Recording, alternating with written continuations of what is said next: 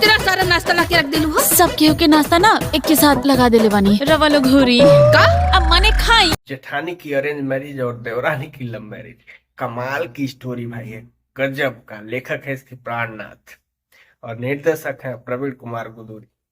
मतलब ऐसी मूवीज है जो पूरा जीरो से लेकर के हीरो तक का, मतलब A to Z हर एक चीज अवेलेबल है इसमें। इमोशन भी है इसमें, कॉमेडी भी है इसमें, एक्शन भी है, थोड़ा थोड़ा है लेकिन एक्शन भी है इसमें, रोमांस भी है, सब कुछ परफेक्ट मूवी जिसको बोलते हैं, परफेक्ट मूवी। दीदी नियर अरेंज मैरिज करके नहीं किए, ऊपर से इतना दान दहेज लेके आइल बनी, चाहे केहू खाए चाहे मत खाए। स्मृति सिन्हा, डिम्पल सिंह और लाडो मधेसिया स्टारर।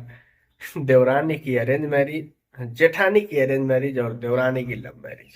और इन दोनों की कहानी ने जो पारिवारिक नोक-झोंक है उसको दिखाया गया है। और इस समय भोजपुरी में आम बात हो गया है कि जैसे एक रास्ते पे चलना की महिला प्रधान फिल्में, महिला प्रधान, पुरुषों की डिमांड इतनी ज्यादा है, क्या करेगा कोई भैया।